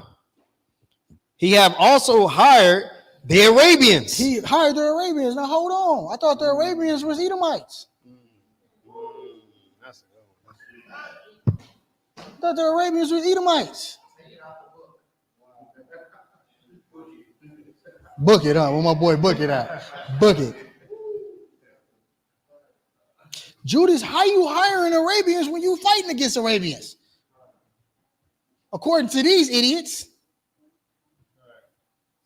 Make it make sense. That's just a good little point. All right, let's get back. Chapter 5, verse 17. Read that. First Maccabees chapter 5, verse 17. Then said Judas unto Simon his brother, choose thee out men, and go and deliver thy brethren that are in Galilee. For I and Jonathan, my brother, will go into the country of Gilead. Right, Gilead. So we're gonna separate. This is what Judas is saying. Like, Simon, hey, look, remember he was a man of renown. He was a counselor, great advice and things of that nature. It was like, look, you're gonna go to Galilee. Me and Jonathan, your brother, we're gonna go to Gilead, right? Watch this. Read on. Verse 18. So he left Joseph, the son of Zacharias, and Azarias, captains of the people, with the remnant of the host in Judea to keep it, unto whom he gave commandment, saying, take ye the charge of this people, and see that ye make not war against the heathen to the time that we come again. Right. Now unto Simon were given 3,000 men to go into Galilee, unto Judas 8,000 men for the country of Gilead. Then went Simon into Galilee, where he fought many battles with the heathen, so that the heathen were discomforted by him. You see that? He had 3,000 men, and they went to go take him out, right? Read on.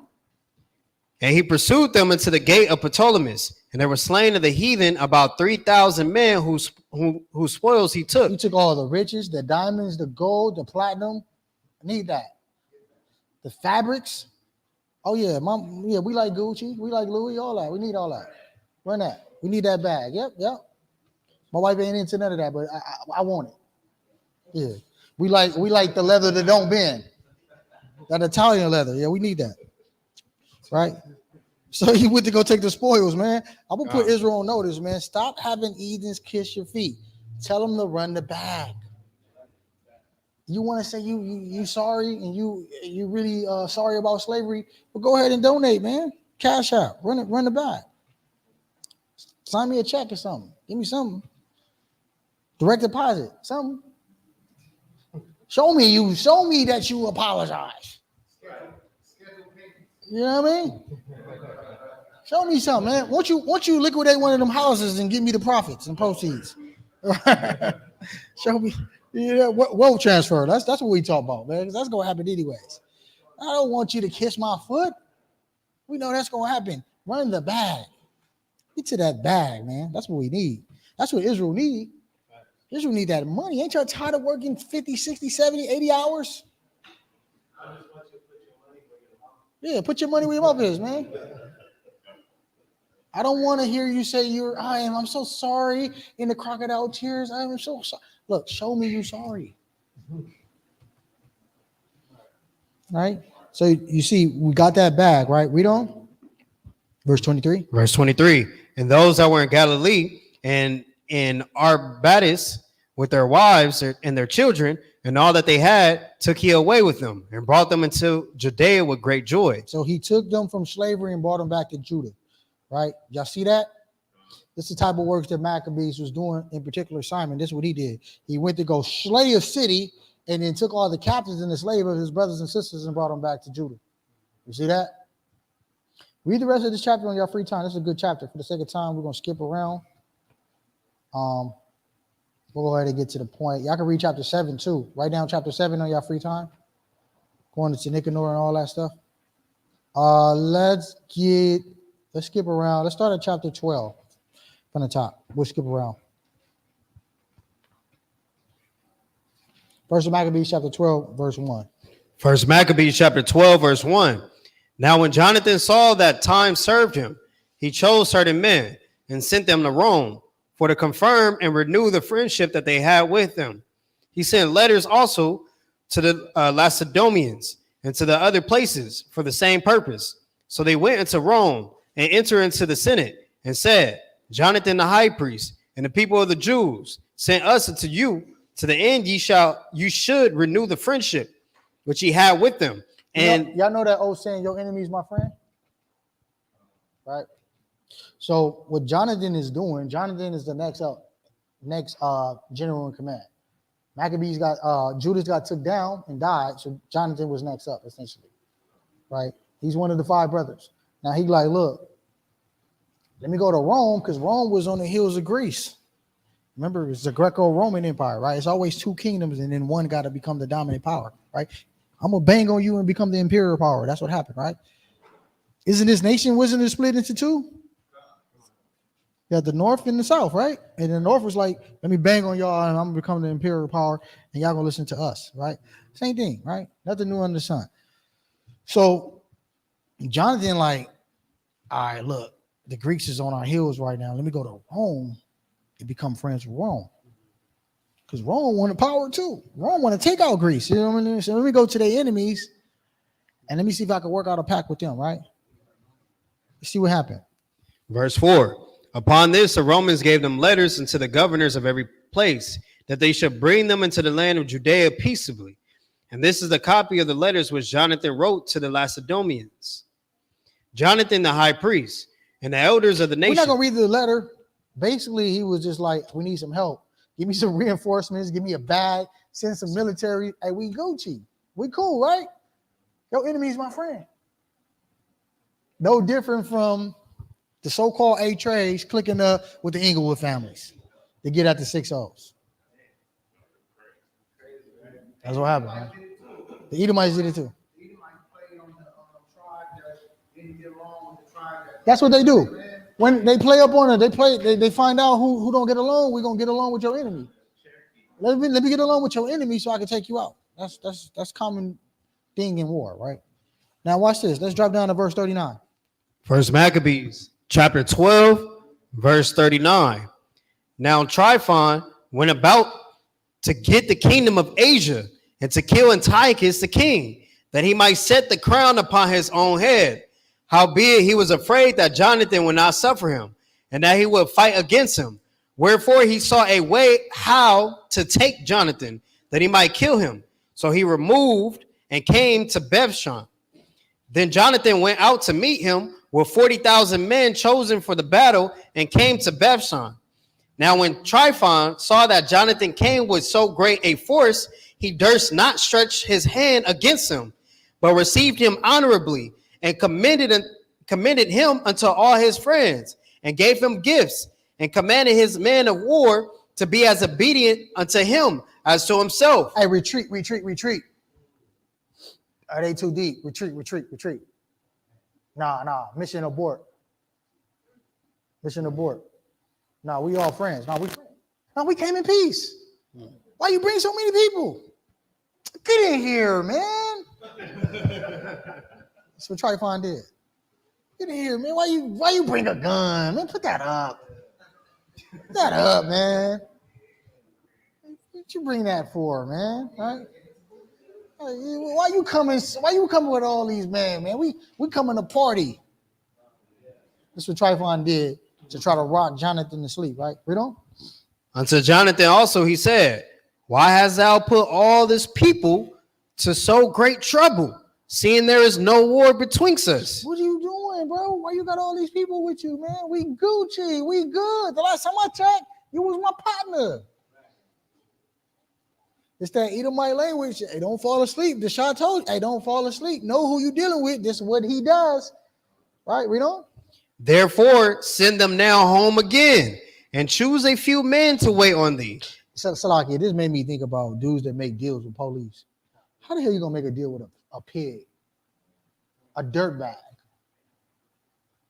Turn on all your homies, and then he give you a little immunity, but then they'll let the feds pick up the case. So you snitch on everybody, and then the feds picked up the case and then locked you up. LAPD like, hey, I kept my promise. I didn't put you in jail. Yeah, I didn't put you in jail. The feds, hey, I haven't got no jurisdiction. Come on, bro. That's what you get. Listening to Edomites, man. Can't do that, man. He sent that fax that over there to the feds so quick. Hey, pick this case up.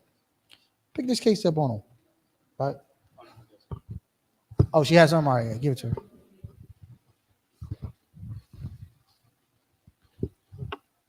You just made me think about it because I used to work for FBI and I worked in You know how it works? Yeah, you know yeah, and I worked in the it's called the classified room. The secrets. Yeah. Well, the secrets out. And right. it was a lot of them that was informants, and a lot of them they were supposed to get protection. They did. Man, you think that? Yeah, Edomites don't give a damn. Look, bro, I know a witness who was supposed to be protected is dead now on the case. I don't even speak on the case. But I know a witness who an Edomite claimed and swore that they was gonna protect them, and now they dead. Edomites don't give a damn about you, man. Watch the show lesson, man. Hey, all we got is us. We ain't got nobody else, man. Don't think that Neanderthal is gonna save you, man. That's out. You trusted in a nation that cannot save you. Your savior is Yahweh Shai. That's it. All right? We don't? Verse 45. Therefore, send them now home again, and choose a few men to wait on thee, and come thou with me to Ptolemais, for I will give it thee, and the rest of the strongholds and forces, and all that have any charge. As for me, I will return and depart, for this is the cause of my coming. So Jonathan, believing him, did as he bade him. He trusted his enemy. He didn't know the Shah lesson. He's slipping. He believed in the smooth words.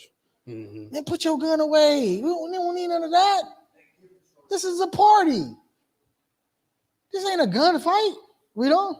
And sent away his hosts, who went into the land of Judea. He sent away his hitters. He sent away the gorillas, the wolves. Oh, retreat. We good. I'm gonna talk to him. I'm gonna walk with him. Take a walk with him, right? We don't.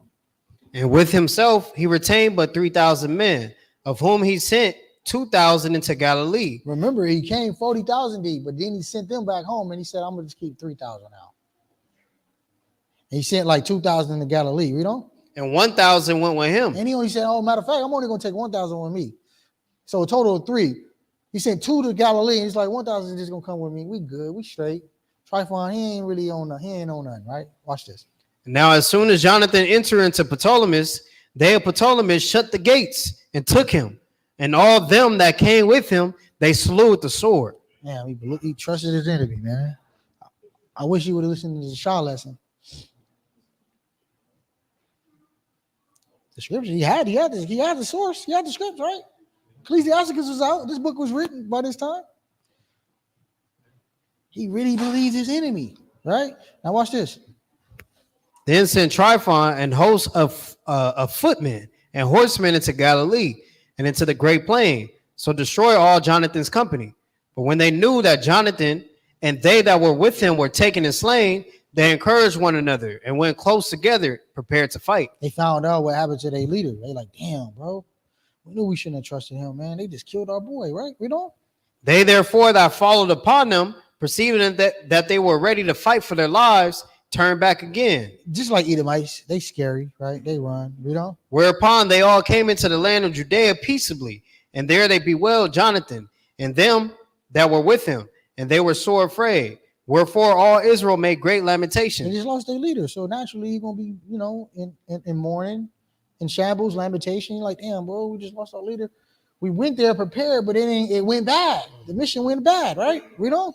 Then all the heathen that were round about them sought to destroy them. For said they have no captain, nor any to help them. Now therefore let us make war upon them, and take away their memorial from among men. Yeah, we took out the head. The body gonna follow. They don't got no rulership now. They don't got no general. Let's go take them out. They don't got no leadership. Now, but watch this though. Chapter 13. Chapter 13, verse 1. Now when Simon heard that Tryphon had gathered together a great host to invade the land of Judea and destroy it, and saw that the people was in great trembling and fear, he went up to Jerusalem and gathered the people together. They didn't know about Simon. They know about Judas and Jonathan. They was like, okay, we good now. They ain't know Simon. He next in line. Matter of fact, he was the smarter among all the brothers. Remember, his other brothers was warriors and captains, and they just, man of renown in the field. They battlers. I mean, they warriors, but he a warrior too. That's a thinker. He a strategist. Simon a strategist. He like, all right, damn, they just killed both of my brothers. Israel and lamentation right now. Watch this. I gotta step up. Verse 3. And gave them exhortation, saying, ye yourselves know what great things I and my brethren and my father's house. Y'all know how I give it up. That's what he's talking to Israel. Y'all know how my dad is. Y'all know how my brothers is, right? We don't have done for the laws in the sanctuary. We did this for the Lord, ultimately, though. Don't lose sight of that. They were great men because they did it for the Lord. Mm-hmm. They didn't do it for status. They didn't do it for likes. They didn't do it for women. They did it for thus says the Lord. See that? Read on. The battles also and troubles which we have seen, by reason whereof all my brethren are slain for Israel's sake, and I am left alone. Now therefore be it far from me that I should spare my own life at any time of my trouble. See, I can do a punk move and go spare my life and go move out to the boonies when it get hot. When the war go on, right? Y'all know how dudes is, fake gangsters. They leave and then they go to what? Apple Valley. You know what I mean? Then they go to Vegas, where it's safe at. I'm gonna start all the drama, but then I'm gonna go to Apple Valley, Vegas, Moreno Valley. It's safe out there, right? We don't. Now therefore be it far from me that I should spare my own life at any time of trouble, for I am no better than my brethren. He's like, look, bro, I'm not finna do that. Trust me. I could leave, play it safe, but nah, I ain't finna stain my brother's name, right? We don't. Doubtless, I will avenge my nation. Hey, I'm going to get my get back. I'm gonna get my lick back. That's what he said. We don't. And the sanctuary. And the sanctuary that they destroyed, we're gonna rebuild it. We don't. And our wives. And our wives that they put in slavery. We don't. And our children. And the children that they hung. We don't. For all the heathen are gathered together to destroy us of very malice. Now, as soon as the people heard these words, their spirit revived. See, he was a prayer warrior. You see that? He was a prayer warrior. He sent up a prayer, and now they fear went away, and they immediately got pumped up, hyped up. You know how it is. You play Pop Warner football, right? High school football. You know how it is when y'all come in a circle and then y'all do the pass. When you doing all that, you getting ready for battle. And once you go crazy, it's over. You ain't losing. You like, whatever, bro. We about to go out here and slam heads and whatever. That's how he was. He had to talk to his men. They bigger than us. They stronger than us. They got more people. We're going to win this fight, though. And then everybody's spirit got revitalized, right? You ever played on a team when you see the other team was like, damn, they good. They look good. But then y'all had a pep talk, and then y'all was like, we're gonna kill them. What happened? This is what happened right here. Same situation, right? Read on. Verse 8. And they answer with a loud voice, saying, thou shalt be our leader, instead of Judas and Jonathan thy brother. Man, we inaugurated you as a leader now. You in charge now. You the man. You the man in charge. We're following you. Read on. Fight thou our battles, and whatsoever thou commandest us, that will we do. Hey, you fight our battles. We listening to you. You the man in charge. They gave Simon the head in charge. They're like, we following you. You commander in chief right now, man. CEO. We following you, King. Drop down verse 12. Verse 12. So Tryphon removed from Ptolemais with a great power to invade the land of Judea, and Jonathan was with him in war. But Simon pitched his tents at Adida over against the plain. Now when Tryphon knew that Simon was risen up instead of his brother Jonathan and meant to join battle with him, he sent messengers unto him, saying, whereas we have Jonathan thy brother in hold, it is for money that he is owing unto the king's treasure, concerning the business that was committed unto him. Wherefore now send 100 talents of silver and 2 of his sons for hostages, that when he is at liberty, he may not revolt from us, and we will let him go. Now he know that was cap. He knew that was cap. Simon ain't stupid. He knew that was a cap, but he said it in front of all the people. So the people, it's hard to convince Israel because Israel are gullible. You know what I mean? So you know what time it is, but most of our people be like, no, that's a good deal. Run in the back. Go get our brother back. Not knowing like, bro, you can't make no deal with no devil, bro. That's out. You're going to lose that, right? So they still got hope, but Simon knew what time it was, right? Read verse 17. Verse 17. Hereupon Simon, albeit he perceived that they spoke deceitfully unto him. They was lying? Yet what? Yet sent he the money and the children, lest peradventure he should procure to himself great hatred of the people. He's like, look, I just became leader, man. I don't want the people. I don't want to mislead the people or make them feel like I'm not a good leader because they're going to think this is a bad move. They're not understanding who we dealing with, right? So I'm going to go ahead and give them this bag. Real, you know what I mean? And see what happens. Read on. Who might have said, because I sent him not the money and the children, therefore is Jonathan dead. Man, you blood on your hands, bro. You could have just gave him the money for your brother. Damn, bro, you being stingy like that. That's what Israel gonna say. Damn, bro. Say, man, you killed your brother. So he's like, all right, I'm gonna give him the bag, knowing that these devils probably already killed him. He's just lying to us, but whatever. Right, read on. Verse 19. So he sent them the children and the 100 talents. Howbeit Tryphon dissembled, neither would he let Jonathan go. And after this came Tryphon to invade the land and destroy it, going round about by the way that leadeth unto Adora. But Simon, his host, marched against him in every place, whithersoever he went. Now they that were in the tower sent messengers unto Tryphon, to the end that he should hasten his coming unto them by the wilderness, and send them victuals. Wherefore Tryphon made ready all his horsemen to come that night. But there fell a very great snow, by reason whereof he came not. So he departed and came into the country of Gilead. And when he came near to Bascama, he slew Jonathan, who was buried there. Killed him, man. Killed his brother, right? Read on. Afterward, Tryphon returned and went into his own land. Then sent Simon and took the bones of Jonathan his brother and buried them in Modin, the city of his fathers. And all Israel made great lamentation for him and bewailed him many days. Simon also built a monument upon the sepulchre of his father and his brethren, and raised it aloft to the site with hewn stone behind and before. Moreover, he set up 7 pyramids, one against another, for his father and his mother and his 4 brethren. Right, because everybody died. His dad died. His brothers died. His mom died. Everybody died. He wanted the surviving brothers right here, right? Now let's drop down. So now, you know, Tryphon was doing all type of shady stuff, right? Read the rest of this chapter on your free time. This is a good chapter, but let's get to the point. Drop down to verse 41. Verse 41.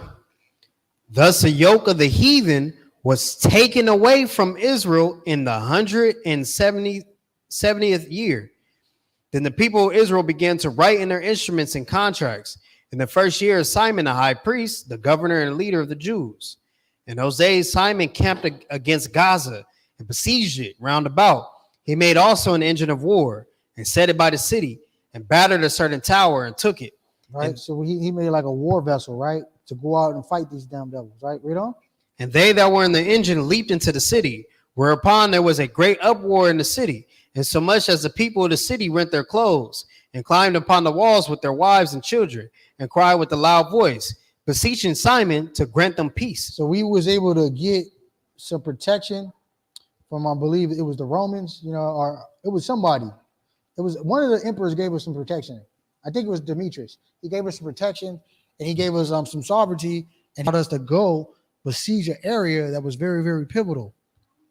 It's just off the coast, Gaza, right off the coastal line of Israel, where there's a lot of import-export. It'll be equivalent to us getting the ports right now. We right here by the ports. You see it right here by the Long Beach ports? It's so much trade. It's billions of dollars been exchanged off that port, right? So we was able to get control over that area. Simon sent his man over to that area and was like, look, we taking over this area and now we hiring us. So all that money being exchanged off the Mediterranean, or in our case, off the Pacific Ocean, it's coming to us. This is what Simon said, right? Watch this. Verse 46. And they said, deal not with us according to our wickedness, but according to thy mercy. They said, the wicked Israelites, look, man, don't deal with us according to wickedness, man. Have mercy on us. We your brothers, right? We don't. So Simon was appeased toward them and fought no more against them. Because he a righteous man. You see that? Some people wouldn't have gave him mercy, but Simon, all right, y'all are my brothers. I'm gonna give y'all a pass. But watch this. But put them out of the city and cleanse the houses wherein the idols were. And so entering into it with songs and thanksgiving. So he put all the wicked Israelites out of there. He was like, look, I ain't gonna kill y'all, but y'all can't live here no more. Checkmate. Find somewhere else to live. Watch this. Yea, he put all uncleanness out of it and placed such men there as will keep the law and made it stronger than it was before. It's the new sheriff in town. And built therein a dwelling place for himself. They also, the tower in Jerusalem, were kept so straight that they could neither come forth, nor go into the country, nor buy, nor sell. Right, so all the other heathens and the wicked Israelites couldn't buy or sell from our storehouses. The infrastructures that we set up was only for righteous Israelites. Wicked Israelites could not participate. You see how they was? For us in 2024, so-called, to be all soft, effeminate. Oh, Christ is the Passover. We don't got to do that anymore. Simon is not a real day. We don't got to celebrate that. Yeah, new moon, no, we don't got to keep new moon. Yeah, y'all see how they giving it up? For us to be soft now, make it make sense. Read that again, that verse again. Verse 49. They also, the tower in Jerusalem, were kept so straight that they could neither come forth, nor go into the country, nor buy, nor sell. They were so extra to the wicked Israelites that they couldn't even come back into the country. And we was like, we don't even want your money. Your money no good around here. No deal. We ain't selling y'all nothing. We ain't buying nothing from y'all, and we ain't selling nothing from y'all. That's different. That's a different type of commitment right there, right? Watch this. Read on. Wherefore they were in great distress for want of victuals, and a great number of them perished through famine. They died through a famine because they couldn't get nothing. All the wicked heathens that was in that area, in that jurisdiction, and all the wicked Israelites in that area died. Starved them out, right? Read on. Then cried they to Simon, beseeching him to be at one with them, which thing he granted them. And when he had put them out from thence, he cleansed the tower from pollutions. He entered into it the 23rd day of the second month. So that's the 22nd day of the 23rd day of the second month, which is today. 23rd day of the second month of the Hebrew calendar year, right? You see that? He entered in on the 23rd day of the second month. And what did he do, Lot? In the 171st year, with thanksgiving and branches of palm trees and with harps and cymbals and with vows and hymns and songs, because there was destroyed a great enemy out of Israel. See, we celebrate all our feast days are centered around us overcoming our enemies at some capacity. The Lord delivering our enemies into our hands. And as a result, we have a celebration, Passover, dedication, right? Purim. All that. It's centered around us overcoming our enemies, right? You see that? We don't? He ordained also that day. What did he do? He ordained. He made it a law that you got to keep it. I know some people think you ain't got to observe this, but the book says otherwise. The book said he ordained it. Right. And he would have the power to do it because he's a priest, which means they're the lawgivers. Right. Right? So he ordained this to be a day, right? Read on. He ordained also that day should be kept every year with gladness. And that's why we keeping it with gladness, right? It's not a Sabbath, but it's a day that we observe and we got to keep. And we can't pick and choose. You know what I mean? So all the brothers and sisters not here, make it make sense. I don't know. How much do you love the Lord? How much do you love the Lord, right? We know.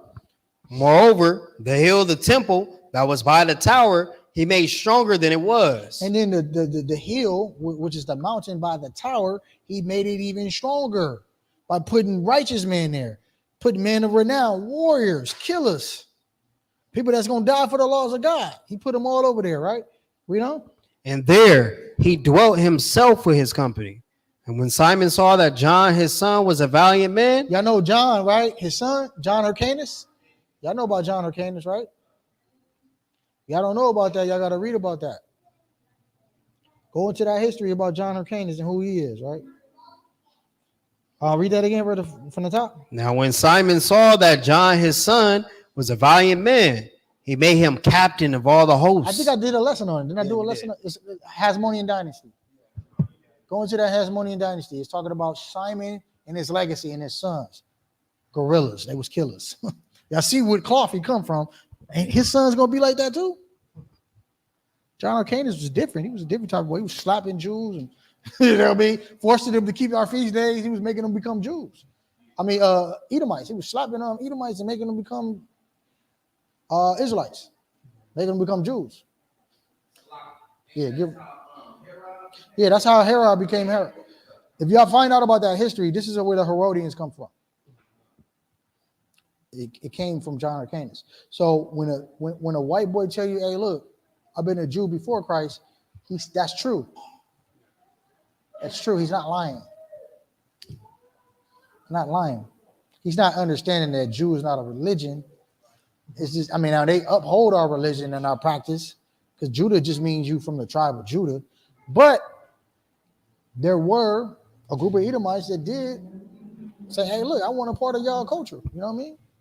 I want to be like y'all. And call themselves to be like us, right? You know what I'm saying? So this is where you get Judaism from, or Judaism, right? So John Hyrcanus was one of them boys that was making them convert. He was making them convert into our religion, right? Read verse 53 again. Verse 53. And when Simon saw that John, his son, was a valiant man, he made him captain of all the hosts, and he dwelt in Gazariah. You see that? So y'all see that? So this is why we celebrate this beautiful, glorious day, memorializing a real soldier, a real warrior, right? This is the real Memorial's Day. We go ahead and celebrate our forefathers who was warriors for the Lord. Huh? Get a Most High hand clap. All praise to the Most High, man.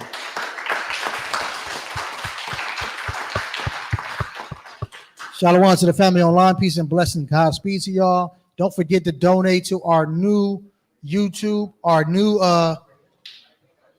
Cash App, BOW Feast. The other one, Cash App, is tripping. They put it down. So family, please donate. Please donate to this new feast or this new Cash App so we can get it together. We get it back up and running. And also subscribe to our other YouTube channel, Precepts Around the Clock. Precepts Around the Clock, all right? Go ahead and subscribe. Godspeed, family. Shalom, shalom. Love y'all. Shalom. All praises.